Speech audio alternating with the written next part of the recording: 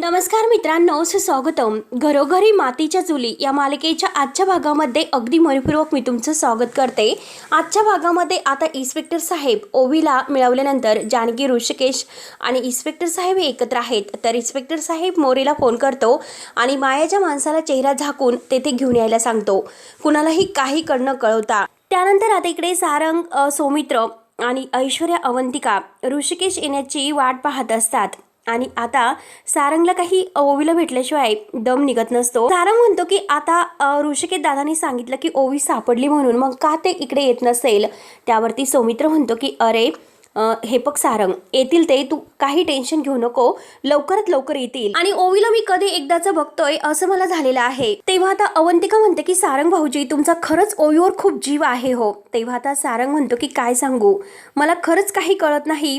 नक्की मी ओवीला खरंच मिस करतोय, कारण तिचं ते हसणं, तिचं ते रडणं, आणि मी खरंच तिचं त्याला एक लहान मूल नाही मिस करू शकत. मला असं झालेलं आहे की ओवीला मी केव्हा भेटू. ओवीतील लहानपण बघितलं तर माझंच लहानपण कुठेतरी आहे असं मला वाटतं. आणि खरं तर म्हणून तर आता ही मायासारखी जी माणसं आहेत, ही चुकीची माणसं तर आमच्यासारख्या साध्या भोळ्या माणसाचा फक्त वापर करून घेतात. आणि हे बघा वहिनी, मी तुम्हाला सांगतो की ऐश्वर्या जेव्हा माझ्याशी तोडून वागत होती, मी घरातील कुणाला त्याबद्दल काही सांगत नव्हती. मी ओवीकडे जाऊन बसायचो, मला खरंच खूप बरं वाटायचं. समजा मी एकटा असा अगदी टेन्शन मध्ये बाहेर बसलो तर तेव्हा माझी परिराणी आहे तर ती माझ्याकडे यायची आणि असा हात लावत मात्र मला म्हणायची, अरे गुलाबजाम काका तू रडू नकोस, कारण रडणारा गुलाबजाम काका आहे तर तो गोड नाही दिसत, आणि रडणं बंद कर, हाच आता, असं म्हणणारी माझी ओवी आहे अशी. तेव्हा आता हे सारंग सर्व सांगत असताना त्याच्या डोळ्यामध्ये पाणी येतं. ऐश्वर्या सुद्धा आता हे सर्व ऐकत असताना तिच्या डोळ्यातून पाणी येत आहे. ऐश्वर्या सुद्धा चक्क रडत आहे. तेव्हा सारंग पुढे सांगतो की अवंतिका वहिनी, जेव्हा ऐश्वर्या मला कायमची सोडून गेली तर त्यावेळेस मी आतमधून पूर्णपणे तुटलो होतो. सारं काही संपून गेले होते आणि त्यावेळेस सुद्धा फक्त ह्या गुलाबजाम काकाला ओवीचा आधार होता, बाकी कोणी नाही. तिचं माझ्यावर पूर्ण लक्ष असायचं. मी जेवलो किंवा नाही जेवलो याची सुद्धा ती पूर्णपणे खात्री करून घ्यायची. आणि माझी ओवी मोठी सुद्धा माणसं आहे तर ती मला येऊन समजायची, सगळं काही मला व्यवस्थित सांगायची, पण तरी सुद्धा माझी ओवी मात्र मला खरंच खूप जपायची. पण ओवीला मात्र मी पूर्ण काही कळलं होतं असंच मला वाटलं, आणि सतत मात्र ती माझ्या आजूबाजूला असायची.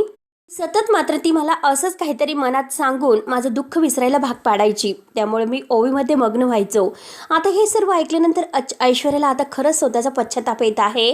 तिला स्वतःची चूक समजते. आपल्यामुळे सारंग किती दुखावला जात होता हे डोळे भरून ती आज बघत असते. माझ्या दुःखावरचं औषध माझी ओवी होती आणि माझ्या जखमेवरचं मलम होतं माझी ओवी. होती नाही तर आहे, कायम राहणार ती. आणि हे बघा वहिनी, मला खरंच माहिती नव्हतं की जेव्हा मी त्या ओवीला मायाकडे घेऊन गेलो, मला खरंच असं वाटलं होतं की ती ओवीला असं डांबून ठेवेल म्हणून. नाहीतर मी कधी असं वागलं नसतं, माझ्या ओवीला मायाकडे घेऊन गेलंच नव्हतं, कारण मी त्या मायावर विश्वास ठेवला आणि माझ्या ओवीला मी तिकडे घेऊन गेलो. माझ्यामुळेच आज ओवी इतक्या संकटात होती आणि खरंच मी स्वतःला कधीही माफ नाही करू शकत. हेच पाप आहे तर ते माती घेऊन फिरतोय आणि ते कधी पाप पुसलं जाईल याची मी वाट बघत आहे. म्हणून सारंग पूर्णपणे डोक्याला हात लावून रडत हे सर्व सांगत आहे. सारंग रडतच म्हणतो की मला असं वाटतं की माझी ओवी येईल आणि तीच हे पाप पुसून काढेल. एकदाचा तिचा आवाज कानावर पडतो असं झालेलं आहे. तर अवंतिका सारंगला समजावते. आता सारंग खूप रडत आहे. सारंग आपल्या डोळ्यातील पाणी पुसतो. अवंतिका म्हणते की प्लीज भाऊजी शांत व्हा. ऐश्वर्याच्या डोळ्यात सुद्धा पाणी असतं. सगळेजण मात्र ओवी केव्हा येते याची वाट पाहून असतात. आणि तेवढ्यात आता गुलाबजाम काका असे म्हणतच ओवी धावतच येते. सगळ्यांना फार असा आनंद होतो. आता ओवी धावतच मात्र त्यांच्याकडे येते ऋषिकेश आणि जानकी सोबत.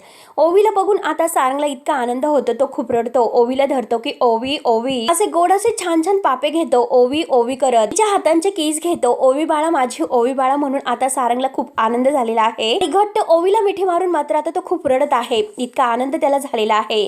आता सगळ्यांच्या डोळ्यामध्ये आनंद अश्रू येतात. ओवीला बघून खूपच सगळ्यांना आनंद होतो. ऐश्वर्या सुद्धा आता ढसाढसा रडत असते. आता रडतच विचारतो की ओवी तू कशी आहे. ओवी म्हणते की अरे गुलाबजाम काका, मी ठीक आहे, आता मी बरी आहे ना, मी तुझ्याकडे परत आले, मग तू का रडतोस बरं. त्यावरती आता सारंग म्हणतो की अगं मी तुला खूप दिवसातून पाहिलं ना, त्यामुळे खूप रडतोय, मला तुझी खूप आठवण येत होती. मला सांग बरं ओवी, त्या मायाने तुला त्रास तर नाही ना दिला. त्यावरती ओवी म्हणते की खूप दिला, आणि खूप नाही थोडासा दिला असं परत म्हणते. आणि हे बघ, मी तिला जर म्हटले की मला तुझी आठवण येते, मला आईची आठवण येते, तर ती माझ्याशी खोटं बोलायची आणि ती नंतर मला चॉकलेट द्यायची आणि मला त्याच नादाला लावायची. आणि आता आम्हाला गप्प बसवायची. खरंच गुलाबजाम काका, मी तुम्हाला खूप मिस केलं, खूप. त्यावरती आता सारंग म्हणतो की हो अगं ओवी, मी सुद्धा तुला खूप खूप खूप खूप मिस केलं. म्हणून तो आता ओवीला धरून खूप रडतोय. तिच्या हाताचे गोड असे छान छान पापे घेतो. त्यानंतर आता म्हणतो की हे बघ ओवी, माझ्यामुळेच हे सर्व झालं. त्या राक्षसी मायेने तुला डांबून ठेवलं, ते केवळ माझ्यामुळे. हे सर्व मी मुद्दाम नाही केलं. मी तुला तिच्याकडे सोडलं, खरंच मुद्दाम नाही केलं. तुझा आपल्या गुलाबजाम काकावर विश्वास तर आहे ना? त्यावरती रडतच ओवी म्हणते की हो गुलाबजाम काका, माझा तुझ्यावर पूर्ण विश्वास आहे. त्यावरती आता सारंग तिची माफी मागतो की मला माफ कर ओवी बाळा, माझं खरंच खूप मोठं चुकलं. माझ्यापासून मात्र म्हणजे हे बघ तुला आई नानांपासून सगळ्या घरच्यांपासून दूर राहावं लागलं, हे केवळ माझ्यामुळे झाले. त्यामुळे ओवी प्लीज मला माफ कर. त्यावरती ओवी म्हणते की हो गुलाबजाम काका, तू रडायचं नाही. आता मी आलेले आहे ना. आपल्या हाताने मात्र ती आता सारंगच्या डोळ्यातील पाणी पुसते. त्याचा गाल धरत म्हणते की तुला माहिती आहे ना की गुलाबजाम काका की रडला काय होतं. सारंग लगेच पुढे म्हणतो की गोड नाही दिसत. सारंग आणि ओवीचं ते प्रेम बघून सगळ्यांच्या डोळ्यात पाणी येते. तेव्हा आता सारंग खूपच हसतो, तर ओवी त्याला घट्ट मिठी मारते आणि म्हणते की बघ आता हसल्यानंतर किती गोड दिसतो बरं. सारंग खूप मोठ्याने हसतो खदखद. आणि हे बघ गुलाबजाम काका, तू नेहमी बोलत असतो की आपल्याशी कोणी वाईट वागलं तर आपण त्याचं घर उन्हात बांधूयात. मग आज मात्र त्या मायाचं घर आपण उन्हात बांधूयात, ते पण आपण सगळ्यांनी मिळून. त्यावरती मात्र सारंग म्हणतो की ठीक आहे. आणि आता सगळेजण मात्र आता हसतात, त्यांना सगळ्यांना गोड हसू येतं. सारंग आणि आता ओवी पुन्हा एकमेकांना अगदी कडकडून मिठी मारून भेटतात. तेव्हा आता जानकी जवळ येते आणि ओवीला अगदी बाजूला करत म्हणते की हे बघ बाद झालं ओवी, तू काकाला अजून रडू नकोस बरं. सारंगला आता हाताला धरून जानकी उठवते. त्यानंतर मात्र आता जानकी हे ओवीला घेऊन आता त्या कॉन्स्टेबल आहेत ना, तर त्या दोघींना म्हणते की हे बघा मॅडम, आम्हाला येईपर्यंत ओवीला तुमच्याकडे राहून द्या, कारण ओवीच्या जीवाला धोका असू शकतो. प्लीज तुम्हाला विनंती करते. त्यावरती ओवी म्हणते की बाय गुलाबजाम काका, बाय आई. त्यावरती जानकी म्हणते की हे बघ तू काही काळजी करू नको, आम्ही लवकरात लवकर येतो. आता ते दोघंही ती जोडी मात्र आता हे ओवीला सांभाळायला तयार होतात. आणि हे बघ आई, तुम्हाला नक्की घ्यायला ये, मी तुझी वाट पाहते. आणि बाय करून मात्र आता ओवीला घेऊन ते तिथून निघून जातात. त्यानंतर आता इकडे इन्स्पेक्टर ऋषिकेशला म्हणतात की तुम्ही आता ओवी भेटली आहे, मग तुम्ही इथे वेळ का वाया घालवतात. तुम्ही ओवीकडे जा बरं, तिच्याशी गप्पा मारा, तिच्याशी वेळ घालवा. आम्ही आहोत ना, आम्ही सगळं काही मॅनेज करू. तेव्हा आता ऋषिकेश म्हणतो की मला पूर्ण खात्री आहे की तुम्ही त्या मायाला नक्की पकडताल म्हणून. त्या मायाला मात्र आता मला उद्ध्वस्त करायचं आहे. त्या म्हणजे तिने आमच्या ओवीला डांबून ठेवलं होतं. काही झालं तरी तिच्या डोळ्यामध्ये मला ती भीती बघायची आहे. मला अगदी ठामपणे सांगायचं आहे की आता जे काही गुन्हेगारी माणसं आहे तर ते आता असं वागल्यानंतर त्यांच्याबरोबर काय होतं ते. त्यावरती आता इन्स्पेक्टर साहेब म्हणतात की हो मला कळतं ऋषिकेश, पण ठीक आहे, तुम्हाला जर आमच्यासोबत थांबायचं असेल तर तुम्ही थांबू शकतात. आता मात्र खरंच आम्हाला काही भीती नाही. आणि तेवढ्यात मात्र आता जे हवालदार आहे तर त्या मायाच्या माणसाला तेथे घेऊन येतात. आणि आता त्याच्यात जे काही चेहऱ्याला काळं कापड लावलेलं आहे तर ते बाजूला करतात. इन्स्पेक्टर साहेब त्याला म्हणतात की हे बघ ऐक, मी जे काही तुला सांगत आहे फक्त तेवढंच ऐकायचं. आणि तिला सांग की मी लोकेशनला आलो, मी हेल्मेट घातलेला आहे आणि बाईक घेऊन आलो म्हणून. आणि तिला असं सांगायचं की आता आपल्याला सेफ ठिकाणी जायचं आहे आणि मी तुला सेफ ठिकाणी घेऊन जातो म्हणून. कळले ना मी तुला काय सांगितलं ते. साहेब फोन घेतात आणि त्याला म्हणतात की हे बघ हा हात मोकळा आहे, फोन कर लवकरात लवकर, तिला फोन करून सांग. लावल्यानंतर मात्र ही मायाने साडी वगैरे नेसलेली असते, डोक्यावर पदर घेतलेला असतो आणि ती फोन उचलते, हॅलो म्हणते. तेव्हा तिचा माणूस म्हणतो की हॅलो मॅडम मी बोलतोय. तेव्हा माया रागाने त्याला म्हणते की तू. तेव्हा आता तो माणूस म्हणतो की हो मीच बोलतोय आणि मी तेथून सटकलो. आणि हे बघा माया विचारते की हा नंबर कुणाचा आहे. त्यावरती आता तो खोटं बोलतो आणि म्हणतो एका माणसाला मी भेटलो आणि त्याच्याकडून हा मोबाईल घेतला आणि तुम्हाला कॉल केला. माया त्याला विचारते की तू कशासाठी फोन केलेला आहेस. आणि तो म्हणतो की हे बघा आता मी मॅडम तुम्हाला वाचवायला येथे आलो, बाईक घेऊन मात्र मी सुमन नगरच्या रस्त्याला उभा आहे. तर हे बघा मी हेल्मेट घातलेला आहे, ब्लॅक कलरचं जॉकेट घातलेलं आहे, मी माझ्या मागे बसा, मग आपण एका सेफ ठिकाणी जाऊयात. तेव्हा आता माया म्हणते की ठीक आहे मी येते. आता मायाला असं वाटतं की खरंच तो आलेला आहे आणि आता ती विचार करते की हा नंबर जर पोलिसांनी ट्रेस केला तर मात्र आता अवघड होईल. म्हणून माया आता लगेच त्या मोबाईलमधील ते ज्या फोन नंबरनी बोललेले आहे तर ते कार्ड काढते आणि ते कार्ड फेकून देते आणि दुसरं कार्ड मोबाईलमध्ये घालते. तेव्हा आता इन्स्पेक्टर साहेब ऋषिकेशला सांगतात चला आता लवकरात लवकर तयारीला लागायचं आहे. तर तेव्हा आता इन्स्पेक्टर साहेब म्हणतात की तिने आता फोन काढलेला आहे आणि आता मात्र तो फोन नंबर फेकून दिलेला आहे. आपल्याला पुढचा प्लॅन जो काही करायचा आहे तो आपण अगदी तयारीला लागूयात आणि तो प्लॅन सक्सेस करूयात. म्हणून सगळेजण आता त्यांच्या प्लॅनला अगदी म्हणजे पूर्ण करायला तयार होतात. पुढे कसं आणि काय करायचं आहे याबद्दल सगळं काही इन्स्पेक्टर साहेब आता त्यांना माहिती देतात आणि पुढचा प्लॅन सगळं काही समजवतात। त्यानंतर मात्र आता इकडे सौमित्र हा जानकीला म्हणत असतो की दादाला तिकडे थांबण्याची काय गरज होती, कारण आता ऋषिकेश मात्र पोलिसांच्या जवळ असतो आणि पुढचा प्लॅन नक्की काय करायचा आहे त्याबद्दल त्यांची आता सगळी काही चर्चा सुरू असते। तर आता जानकी सौमित्रला म्हणते की हे बघा सौमित्र भाऊजी, ती म्हणते की मागच्या वेळेस सुद्धा माया आपल्या सगळ्यांच्या डोळ्यामध्ये धूळ फेकून पळून गेली होती। त्यावरती आता ऐश्वर्या म्हणते की काही झालं तरी पोलीस त्या मायाला शोधून काढतील, मग दादांना तिकडे जाण्याची काय गरज होती। जानकी म्हणते की मागच्या वेळेस ती आपल्याला अगदी चुकांड देऊन पळून गेली होती आणि यावेळेस मात्र तसं व्हायला नको, यासाठी ऋषिकेश मात्र तिकडे गेलेले आहेत आणि पोलिसांना मदत करण्यासाठीच ते तिकडे थांबलेले आहेत। तर त्यावरती अवंतिका म्हणते की वहिनी हे बघा तेथे पोलीस सिव्हिल मध्ये असतील, त्यामुळे मात्र त्या मायाला पोलिसावरती डाऊट नाही येणार। हे बघा तेव्हा मात्र आता त्यांच्यासोबत ऋषिकेश दादा असतील तर माया आहे तर ती अलर्ट होऊ शकते। त्यावरती आता लगेच सारंग म्हणतो की हो एकदम बरोबर आहे आणि सौमित्र म्हणतो की एक्झॅक्टली तू एक काम कर, अगं वहिनी दादाला इकडे बोलून घे। त्यावरती आता लगेच जानकी म्हणते की त्यांनी असं काहीतरी प्लॅन केलेला आहे, तर त्यामागचा सगळा काही सारासार विचार त्यांनी केला असेल, म्हणूनच आता इतकं मोठं पाऊल त्यांनी उचललेलं असेल आणि ऋषिकेश त्यांना तिकडे मदत करत असतील। त्यावरती सारंग म्हणतो की अगं वहिनी पण आपण असं मागे थांबून काय फायदा आहे, आपल्याला सुद्धा तिकडे जायला नको का, आणि हे बघ दादा तिकडे गेलेला आहे त्यामुळे आपण सुद्धा जाऊयात आणि पोलिसांची मदत करूयात, त्यामुळे आपण इकडे थांबून तरी काय करणार आहोत। त्यावरती जानकी म्हणते की नाही, कोणी कुठेही जायचं नाही, जोपर्यंत ऋषिकेशचा फोन येत नाही तोपर्यंत मात्र कोणी कुठेही जायचं नाही, आपण सगळेजण इथेच थांबणार आहोत। त्यानंतर मात्र इकडे ह्या मायेने मात्र आता साडी वगैरे नेसून डोक्यावर पदर घेतलेला आहे, वेगळी स्टाईल मात्र तिने केलेली आहे की कारण कुणाच्या लक्षात येऊ नये म्हणून आता ती चोर पावलांनी मात्र तेथे आता येत असते, जेथे आता त्या माणसाने तिला बोलावलेलं आहे, म्हणजे आता हा प्लॅन आहे आणि तेथे आता त्या मायाच्या माणसाऐवजी ऋषिकेश येणार आहे आणि ऋषिकेश येऊन मात्र आता तिला आपल्या बाईकवर बसून आता योग्य ठिकाणी नेणार आहे। परंतु मायाला याची जराही चाहूल नसते, ती बरोबर आता तेथे बसायला येते। आता माया मात्र अगदी चालत चालत डोक्यावर पदर वगैरे घेत मेडिकल जवळ येते आणि मेडिकल मधून आता तो पेपर स्प्रे घेते आणि आता तो स्प्रे घेऊन आता स्वतःशी खूप खुश होत असते, कारण कोणी आता अगदी मला पकडायला जरी आले तरी हा स्प्रे आहे ना तो माझी मदत करेल, असे बोलून मात्र माया आता खूप खुश होते। मात्र आता ही माया पुढे येते आणि पुढे येऊन बघते तर आता ती सगळ्यांना ओळखते, कारण सगळेजण पोलीस आहेत। कारण आता ते साध्या वेशात जरी असले तरी सुद्धा मायाला माहिती असतं की नक्की हे पोलीसच आहेत आणि आता यांना म्हणजे ह्या लहान बाळांना कसं मी हाताशी घेते, असे बोलून ती डोक्यावर पदर वगैरे घेते आणि हातामध्ये 2 चॉकलेट घेऊन येते आणि तेथे समोरच आता 2 लहान मुलं असतात, काहीतरी खेळणी वगैरे घेत असतात। माया त्यांच्याजवळ येते आणि त्यांना म्हणते की तुम्हाला चॉकलेट हवं आहे का, तेव्हा चॉकलेट म्हटल्यानंतर आता ती मुलं खूप खुश होतात आणि माया त्यांना चॉकलेट देते। त्या लहान मुलांना म्हणते की तुम्ही माझ्या सोबत बरोबर जर आलात तर मी तुम्हाला आणखीन चॉकलेट देईल, येणार का तुम्ही माझ्या सोबत, तेव्हा ती मुलं खूपच खुश होतात। मात्र आता माया त्या 2 मुलांच्या हाताला धरून तेथून जात असते, तेवढ्यात लगेच त्या मुलांची आजी पाहते आणि त्यांना आवाज येते की सोनू बंटी, आता ते धावतच आपल्या आजीजवळ येतात आणि आता त्यांची आजी म्हणते की तुम्हाला हे चॉकलेट कोणी दिलं आणि तुम्ही लगेच त्यांच्याबरोबर जायला निघालात का। वरती आता इन्स्पेक्टर साहेब ओळखतात, म्हणजे इन्स्पेक्टर नाही सॉरी हवालदार म्हणतात की ती डोक्यावर पदर घेतणारी बाई आहे तर ती मात्र ह्या मुलांची आई नाही, तर नक्कीच काहीतरी गडबड आहे असे बोलून ते आता मायाचा पाठलाग करत तिच्या मागे येतात आणि आता मात्र ती मायाच्या अगदी जवळ आलेले आहेत। माया त्यांना मागे वळून बघत असते, तेव्हा ते ती मुद्दाम मागे बघितल्यासारखं नाटक करतात। मायाने मागे बघितल्यानंतर ते सुद्धा आता आपल्या मागे बघतात, तेव्हा आता मायाचे सगळं काही लक्षात येतं। माया पुन्हा त्यांना मागे वळून बघते आणि पुन्हा सुद्धा ते मागे बघितल्यासारखं करतात आणि मायाला समजतं की ते आपला पाठलाग करत आहे।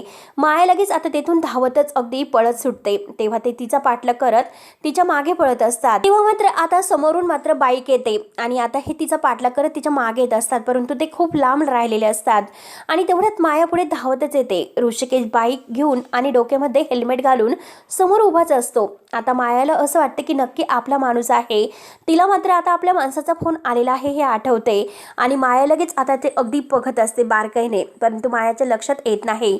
माया आता लगेच त्याच्या गाडीवर बसते आणि आता तेथून निघून जाते।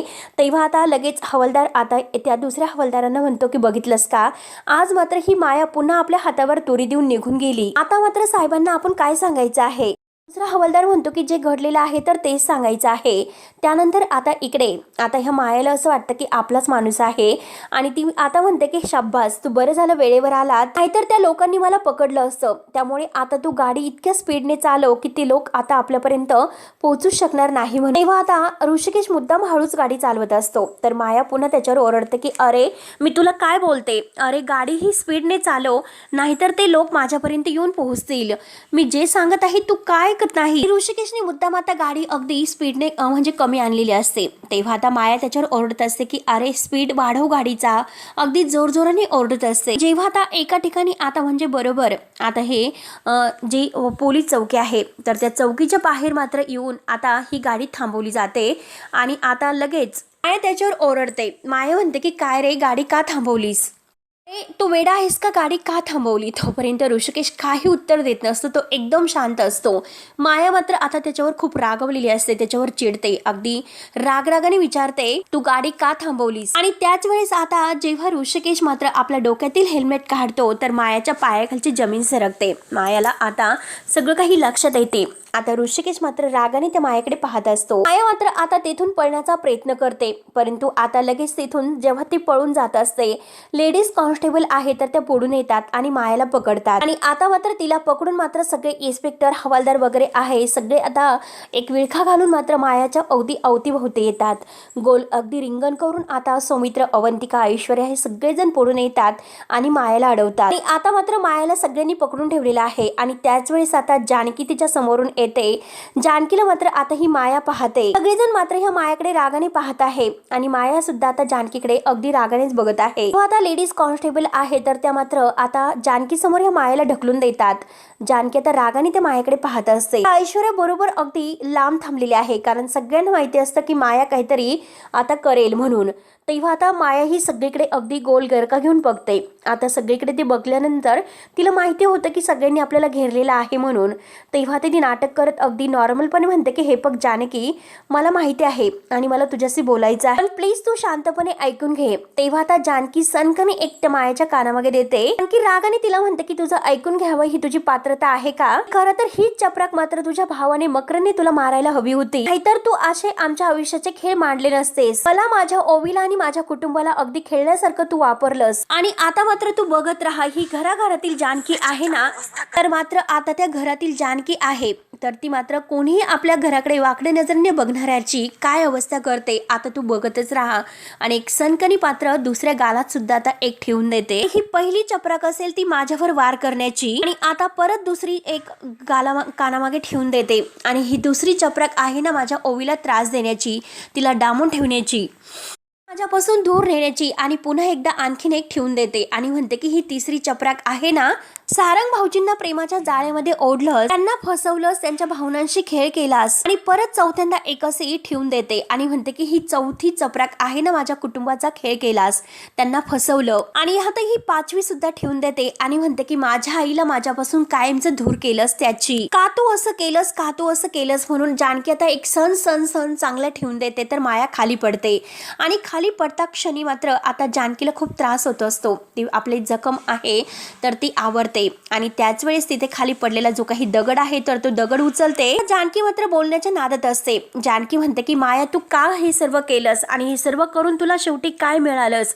माया मात्र आता लगेच तो दगड उचलते आणि आता तो दगड ती उचलत असते. तर जानकी म्हणते की गमवलंस तू, सगळं काही गमवलं. जानकी तिला म्हणते की अगं आयुष्यातील 12 वर्ष ज्या भावासाठी तू वाया घालवली, स्वतःचा भाऊ तू गमवलास असे जानकी मात्र म्हणत आहे. तर तिच्या कानामध्ये हे आवाज घुमत आहे. त्यानंतर मात्र जानकी पुढे म्हणते की माया, तेव्हा मनामध्ये मात्र राग, द्वेष जी काही भावना अगदी रुजवायला सुरुवात होते. तेव्हा तो माणूस स्वतःलाच मात्र आतमधून पोखरायला सुरुवात करतो. दुसऱ्याला संपवण्याचा प्रयत्न करतो, तो मात्र स्वतःच एक दिवस संपतो हे लक्षात ठेव. आणि हे पण लक्षामध्ये ठेव की प्रेम, दया, करुणा भावना मात्र माणसाला फुलासारखं बहरत ठेवते. निवडायचं आहे की निवडुंगाचा काटा हे मात्र फूल ठरवतं, आपण ठरवतो. त्या क्षणी सगळ्यांना बेसावत करून मात्र माया तो दगड उचलत असते. तिला पुढे म्हणते की आपण आणि तू मात्र अगदी निवडुंगाचा काटा अगदी निवडण्याचं ठरवलं आणि आता मात्र माया ती बेसावत असते. आता मायाला असं वाटतं की आता कुणाचंही आपल्याकडे लक्ष नसेल म्हणून तो दगड आपल्या हातामध्ये उचलते आणि त्या दगडाकडे पाहत असते आणि त्याच वेळेस जानकी रागाने तिच्याकडे बघते आणि तिला प्रत्येक आता क्षणांची आठवण करून देते आणि जानकी मात्र आता इतकी रागावलेली आहे. सगळेजण रागाने त्या मायाकडे पाहत आहे. तर मित्रांनो, शेवटी हा भाग येथे संपतो. पुढील भागामध्ये जानकी आता अगदी म्हणजे रागाने त्या मायाकडे पाहत आहे. माया लगेच उठते आणि अगदी जोरात असे ओरडून जो काही दगड आहे तर तेथे रस्त्यावर असणाऱ्या त्या लाईटला फेकून मारते आणि सगळ्यांना तेथे अंधार झाल्यामुळे आता सगळेजण ह्या मायाला पाहत असतात, तिच्या मागे पळत असतात आणि आता ती तेथून सगळ्यांना हुलकानी देऊन पळत असते. तेव्हा आता सगळेजण तिचा पाठलाग करत तिच्या मागे येतात आणि जेव्हा मात्र आता सगळेजण तिचा पाठलाग करत असतात तर ते पुढे येते आणि एका मातीच्या ढिगाऱ्यावरून तिचा पाय घसरतो आणि ती खाली पडते आणि त्याच वेळेस समोरून आता ऐश्वर्या येते आणि तिच्या हाताला धरते. मायाला असं वाटतं की आता ऐश्वर्या आपल्याला मदत करणार आहे. तर ऐश्वर्या म्हणते की माया, बघ तिकडे ते घर आहे, तिकडे जा. तेव्हा आता मायाला असं वाटतं की ऐश्वर्याने आपल्याला मदत केली म्हणून माया मात्र ऐश्वर्यावर विश्वास ठेवून आता पोलीस स्टेशनमध्ये येते आणि असं तिला असं वाटतं की येथे घर आहे.